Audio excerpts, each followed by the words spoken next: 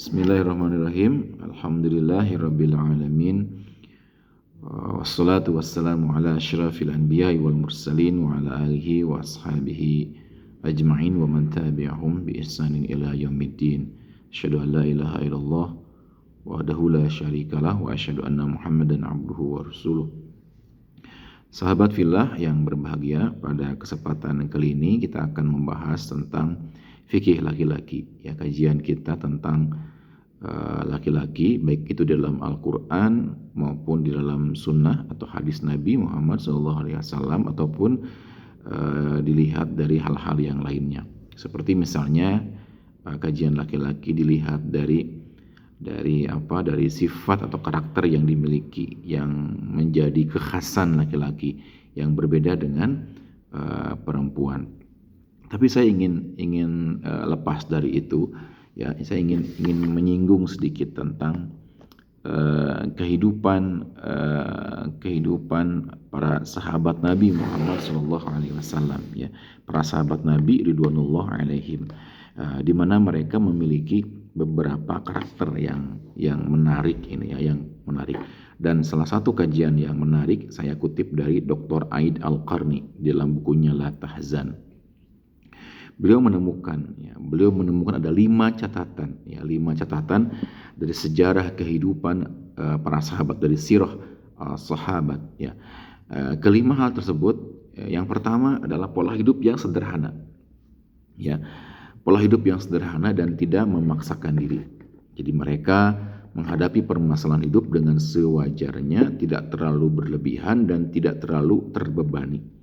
Nah, ini tentu penting, ya, bagi seorang laki-laki untuk memiliki sifat-sifat atau karakteristik yang dimiliki oleh para sahabat ridwanullah alaihim, yaitu pola hidup yang sederhana, yang mungkin dalam bahasa agama kita kenal dengan konsep hidup zuhud, ya.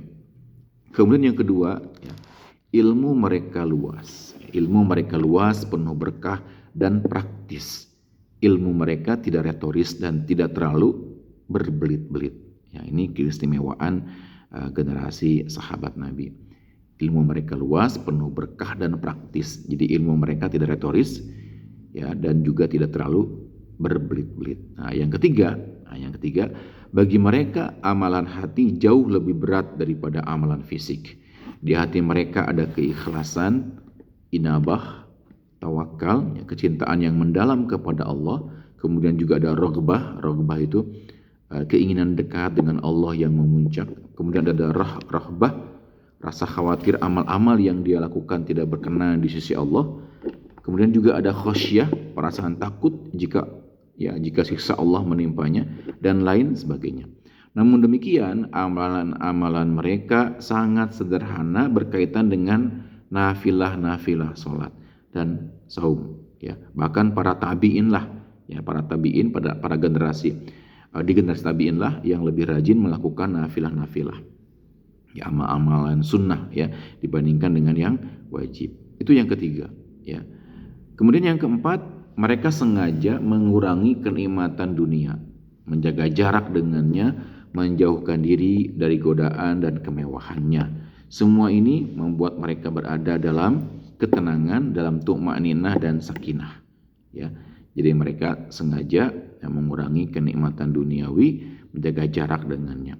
Dan yang kelima, mereka menempatkan jihad, mereka menempatkan amal jihad sebagai amalan di atas amalan yang lain, ya, sampai jihad menjadi tanda, yang menjadi simbol, menjadi karakter dalam moto hidup mereka. Nah, inilah 5 karakter, 5 sifat yang dimiliki oleh generasi sahabat, yang tentu berbeda dengan generasi-generasi yang setelahnya. Mereka termasuk salah satu generasi yang disebut oleh Nabi sebagai khairu ummatin ukhrijat linnas.